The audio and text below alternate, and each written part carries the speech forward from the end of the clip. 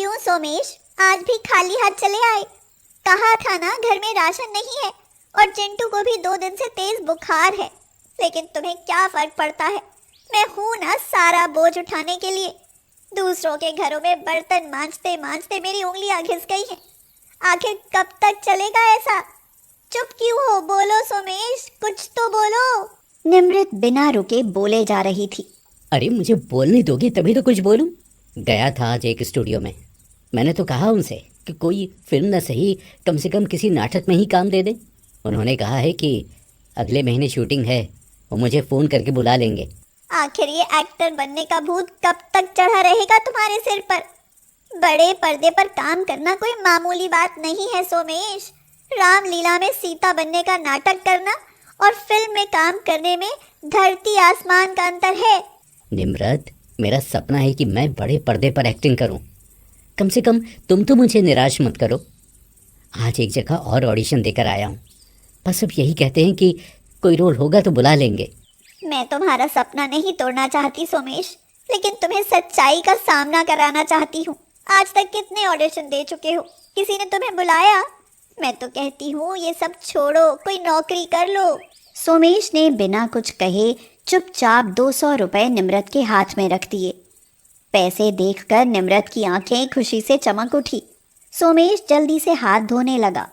शायद पैसे देखकर निम्रत का ध्यान उसके हाथों के छालों पर नहीं गया। वह नहीं चाहता था कि निम्रत को पता चले कि आज उसने मजदूरी करके पैसे कमाए थे। सोमेश ने ठान लिया कि वह कल 1-2 बड़े डायरेक्टर के पास और जाएगा। कोई तो उसकी प्रतिभा को पहचानेगा। अगले दिन वह फिर से एक प्रोड्यूसर के पास गया। उसे बाहर ही एक लड़के ने रोक लिया और पूछा, अरे भाई, कहाँ जा रहे हो? भाई, मुझे ऑडिशन देना है। मैं बहुत अच्छा एक्टर हूँ। मुझे सूरज सर से मिलना है। लड़का जोर से हंसते हुए बोला, अरे तुमने शक्ल देखी अपनी? एक्टर होने के लिए पर्सनैलिटी होना भी जरूरी है। अरे तुम हटो जरा, मैं सूरज सर से मिलकर आता हूँ। वह जबरदस्ती अंदर चला गया। अरे इसे किसने अंदर आने दिया? कौन हो तुम? सर जी, मेरा नाम सोमेश है। मैं बहुत अच्छा एक्टर हूँ। मुझे काम की सख्त ज़रूरत है। मैं बच्चों से रोज़ वादा करके आता हूँ कि आज ज़रूर फिल्म में काम मिलेगा, लेकिन रोज़ निराश होकर लौटता हूँ। मैं आपको एक्टिंग करके दिखाता हूँ। मैं गरीब पैदा ज़रूर हुआ था, लेकिन गरीब मरूंगा नहीं। मेरी माँ ने मुझे मेहनत करना सिखाया है, और इस मेहनत से मैं अपनी किस्मत एक दिन ज़रूर बदलूँगा। हाँ हाँ, बस अब ठीक है। सिर्फ डायलॉग बोलने से हीरो नहीं बन जाते। अरे दम होना चाहिए, दम। जैसे शाहरुख खान, सलमान और अक्षय आमिर में है। दम मतलब दम। जाओ यहाँ से। सोमेश दुखी होकर वहां से आ गया। दिमाग में स्टार बनने की तमन्ना और आंखों में बड़े पर्दे पर दिखने के सपने ने उसे बेचैन किया हुआ था। वह सोचने लगा कि घर जाकर निम्रत फिर से उसे खरी खोटी सुनाएगी, क्योंकि आज तो उसके हाथ में एक आना भी नहीं है। उसने देखा कि कुछ लोग गटर से कुछ निकालने की कोशिश कर रहे हैं। अरे भाई, क्या हुआ? क्या कर रहे हो इसमें? अरे भैया, ढक्कन खुला रहने के कारण इसमें बहुत कचरा भर गया है, जिस कारण पूरे मोहल्ले में गंदा पानी भर गया है। कोई निकाल ही नहीं पा रहा। जो भी निकाल देगा उसे 5,000 रुपए का इनाम मिलेगा। अच्छा, चलो मैं निकालता हूँ। सोमेश ने कपड़े उतारे और गटर में घुसकर सारा कचरा निकाल दिया। बदले में उसे 5,000 रुपए मिले। सोमेश घर आया और निम्रत को आवाज देता हुआ बोला, अरे निम्रत, कहाँ हो? जल्दी आओ। आती हूँ। क्या हुआ? सोमेश सोचने लगा कि अगर वह निम्रत को बताएगा कि इन पैसों के लिए उसे गटर में उतरना पड़ा तो उसे बहुत दुख होगा। इसीलिए उसने सोचा कि वह कुछ झूठ ही बोल देता है। निम्रत, एक फिल्म साइन की है, उसका एडवांस मिला है मुझे। भगवान, तेरा लाख लाख शुक्र है। अच्छा, मुझे सीता बनाकर तैयार कर दो, रामलीला में जाना है। निम्रत ने उसे सीता बनाकर तैयार कर दिया। जब वह रात में वापस लौटा तो देखा कि कुछ किन्नर रेड लाइट पर गाड़ियों को रोककर पैसे मांग रहे थे। तभी एक किन्नर ने सोमेश को रोककर पूछा, क्यों री चिकनी, इस इलाके में नई आई है क्या? तू नहीं जानती ये मेरा इलाका है। मेरा मतलब बिंदिया का। सीता बना सोमेश घबरा गया। समझ ही नहीं आया कि क्या कहे। उसने केवल हाँ में गर्दन हिला दी। वैसे है तोरी बड़ी खूबसूरत। चल कोई नहीं, हमारे परिवार को एक साथी और मिल गया। चल तू उस तरफ जाकर मांग। अरे सुन, तेरा नाम क्या है छमिया? सोनम। अरे वाह, जैसी सूरत वैसा नाम। चल खाली पीली टाइम वेस्ट मत कर, शुरू हो जा। सोमेश उस किन्नर को देखता रहा और उसकी तरह मांगने लगा। आय हाय, इतनी महंगी गाड़ी में बैठे हो बाबू, भगवान करे तुम हवाई जहाज की सैर करो। अलाव कुछ हमें भी दे दो, भगवान तुम्हारी मुरादें पूरी करे। आय हाय, अरे तुम तो केवल 2 हो, शायद अभी तीसरा नहीं है। हम लोगों की दुआएं कभी खाली नहीं जाती। जल्द ही तुम्हारी सूनी गोद भरेगी, तुम्हारी गोद में लल्ला होगा, लल्ला। अगर तुम्हारी दुआ पूरी हुई तो तुम्हारी मुंह मांगी मुराद पूरी करूंगी। फिलहाल ये लो। अब सोमेश रोज सोनम किन्नर बनकर दोपहर बाद रेड लाइट पर पैसे मांगने लगा और बाकी टाइम में वह कभी ऑडिशन, कभी स्टूडियो, कभी डायरेक्टर के चक्कर काटता रहता। सोमेश, रामलीला तो खत्म हो गई, फिर रोज सीता क्यों बनते हो? क्या तुम्हें फिल्म में भी औरत का ही रोल मिला है? नहीं निम्रत, कोई फिल्म नहीं मिली मुझे। मैंने तुमसे झूठ बोला था। उस दिन गटर का कचरा बाहर किया था, इसलिए 5,000 रुपए मिले थे। साला मेरी किस्मत में ही नहीं है एक्टर बनना, इसलिए अब सोमेश से सोनम बनकर रेड लाइट पर भीख मांगता हूँ। निम्रत तो ये सुनकर रोने लगी। चुप हो जाओ निम्रत, रोना बंद करो। मैंने अभी हार नहीं मानी है। और अगर किसी को पता चल गया तो? बस तुम चुप रहना, फिर किसी को पता नहीं चलेगा। चलो अब जल्दी से मेरा मेकअप कर दो, बिंदिया मेरा इंतजार कर रही होगी। निम्रत, इंसान मजबूरी में गटर साफ कर सकता है तो किन्नर बनना कोई बड़ी बात नहीं है। यहाँ से ज्यादा इज्जत मिलती है वहाँ। ये कहकर वह चला गया। आज तो बड़ी देर से आई रे, तेरे बिना तो यहाँ रौनक ही नहीं रहती। क्यों? तारा तो थी ना तुम्हारे साथ। नाम मत ले उस कमबख्त का। वो कोई किन्नर नहीं थी, एक लड़का था जो किन्नर बनकर भीख मांगता था। ऐसा क्या? फिर? पिछवाड़े पर मार मार कर लंगूर बना दिया। अब कभी किसी रेड लाइट पर नजर नहीं आएगा। हाँ। सोमेश के तो पसीने छूटने लगे। वह डर गया कि कहीं उन्हें उसकी सच्चाई का पता चला तो उसका भी यही हाल होगा। वह बोला कि उसे कुछ ज़रूरी काम है और वह अभी आता है। ये कहकर वह वहाँ से चला गया। रास्ते में एक प्रोड्यूसर की गाड़ी रुकी और वह सोनम बने सोमेश से बोला, ए सुनो, हमारी फिल्म में काम करोगी? मैं आपकी फिल्म में? हाँ, मेरी फिल्म में एक किन्नर चाहिए मेन रोल के लिए, और मुझे लगता है तुम उसके लिए परफेक्ट रहोगी। मैं किन्नर नहीं हूँ, मैं किन्नर नहीं हूँ, एक लड़का हूँ। बस एक नाटक में सीता का रोल करके आ रहा हूँ। मुझे सेम ऐसा ही कैरेक्टर चाहिए। तुम लड़की हो या लड़का, कोई फर्क नहीं पड़ता। सोमेश बहुत खुश हुआ। वह प्रोड्यूसर के हाथ जोड़कर कहने लगा, मैं करूँगा सर, मुझे एक्टिंग आती है। सुबह मुझे मेरे स्टूडियो में मिलना, एडवांस कल ही दूंगा। अगले दिन सोमेश स्टूडियो पहुंचा। वहां प्रोड्यूसर ने उसे 25,000 एडवांस दिया। सोमेश के सपनों को पंख मिले। उसका सपना पूरा हुआ। जिस प्रतिभा को वह सिर्फ रामलीला में दिखाता था, अब उसे लोग एक बड़े पर्दे पर देखने वाले थे। निम्रत भी बहुत खुश थी, लेकिन कहीं ना कहीं सोमेश बिंदिया से झूठ बोलने के लिए खुद को अपराधी समझता था। मगर जब एक दिन बिंदिया से मिलकर उसने सच्चाई बताई तो वह पहले तो नाराज हुई, लेकिन बाद में बहुत से आशीर्वाद देते हुए बोली, तू दिल का बड़ा सच्चा है, भगवान तुझे बहुत बड़ा हीरो बनाए और हम तेरा ऑटोग्राफ लेने आए। सोमेश की आंखें खुशी से छलकने लगी, क्योंकि आज उसके दिल पर कोई बोझ नहीं था। उसका सपना पूरा हुआ था।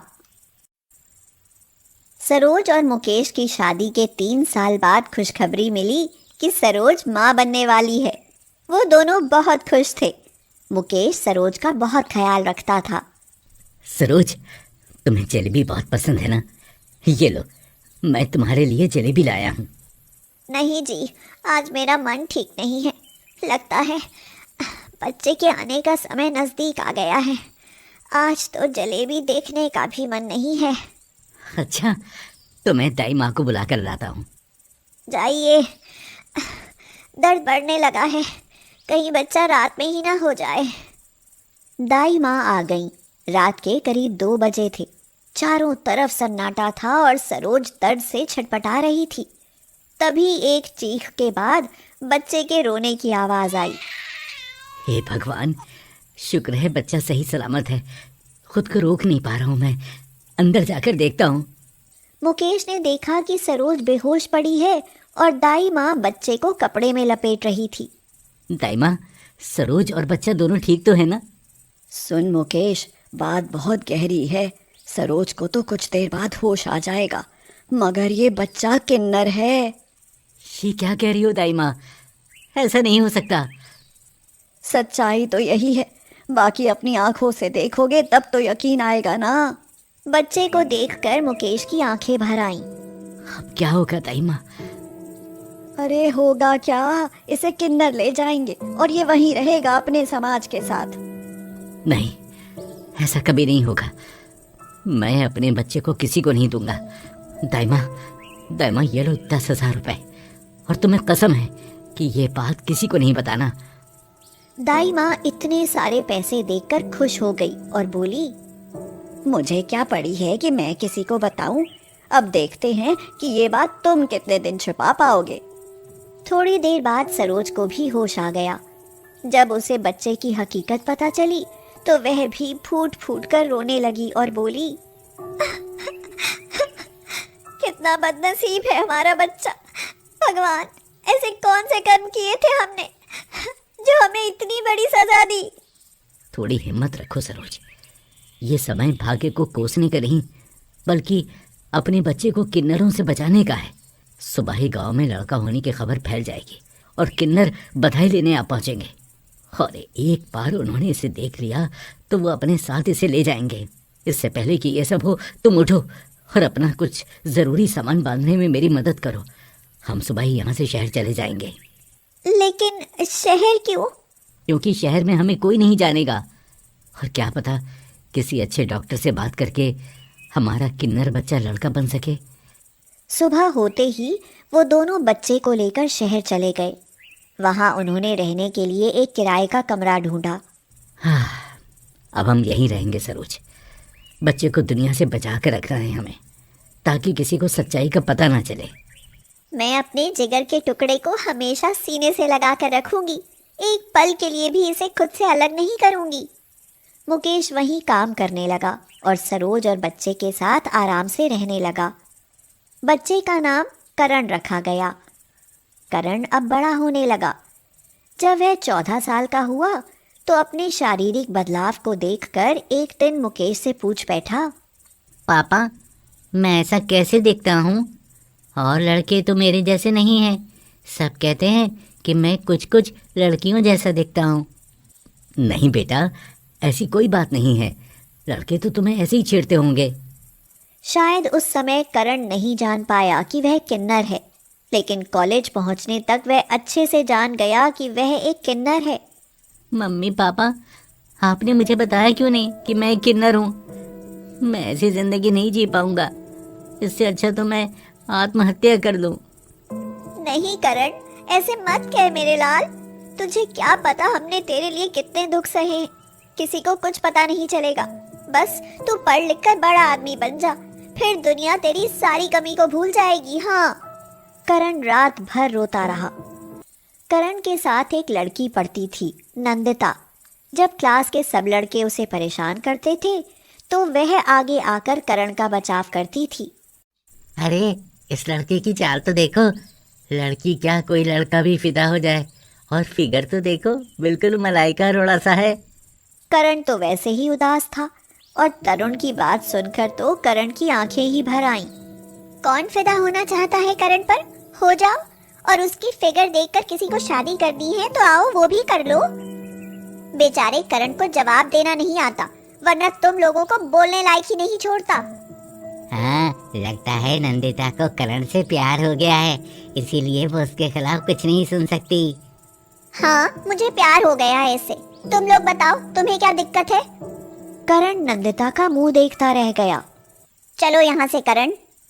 नंदिता करण को वहां से बाहर ले गई और बोली, आखिर क्यों जवाब नहीं देते तुम उन्हें? करण रो पड़ा और बोला, वो सब ठीक कहते हैं नंदिता, मैं ऐसा ही हूँ। मैं एक किन्नर हूँ। ये तुम क्या कह रहे हो? मैं सच कह रहा हूँ, मैं किन्नर हूँ। और इस बात का मुझे भी कुछ दिन पहले ही पता चला। काश मेरे माँ बाप ने मुझे पैदा होते ही मार दिया होता। ऐसा नहीं कहते करण, किन्नर ही हो ना, किन्नर भी तो इंसान ही है। आज विज्ञान बहुत आगे पहुंच गया है, हम किसी अच्छे डॉक्टर से बात करेंगे। मैं अच्छा नहीं हूँ और डॉक्टर भी क्या कर सकते हैं। जब दुनिया मेरी सच्चाई जानेगी तो मुझसे नफरत करेगी, लेकिन मैं कब तक अपनी सच्चाई छुपाता रहूंगा। एक ना एक दिन तो सबको पता चल ही जाएगा। नंदिता और करण को बात करते हुए तरुण ने सुन लिया और उसने ये बात जाकर किन्नरों को बता दी। करण बहुत परेशान था, इसलिए आज नंदिता भी उसके साथ उसके घर चली गई। लेकिन थोड़ी देर बाद ही तरुण के साथ किन्नर भी उसके घर पहुंच गए।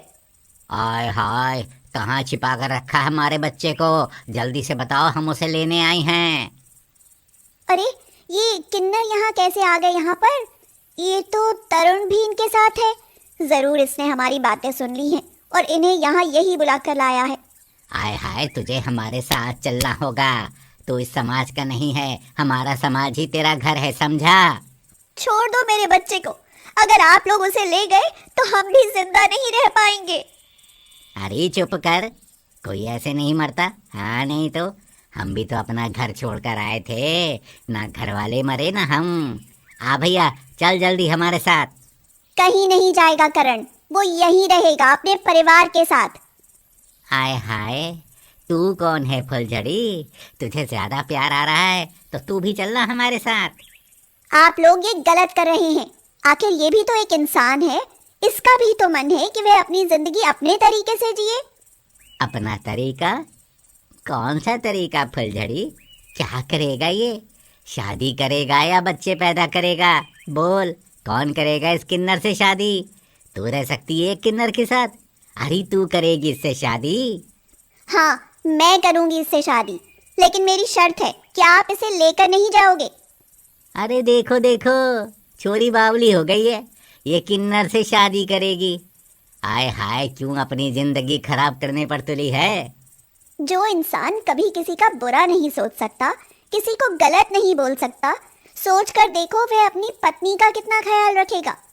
करण, मैं तुम्हें बहुत प्यार करती हूँ, क्या तुम मुझसे शादी करोगे?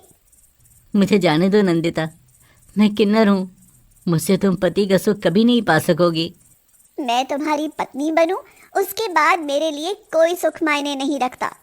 आय हाय, जब मियाँ बीवी राजी तो क्या करेगा काजी। चल भाई, अब जल्दी से लड़की की मांग भर दे। अब आए हैं तो शादी की बधाई देकर ही जाएंगे। हाँ। करण ने नंदिता की मांग भर दी और फिर नंदिता अपने किन्नर पति के साथ खुशी खुशी रहने लगी।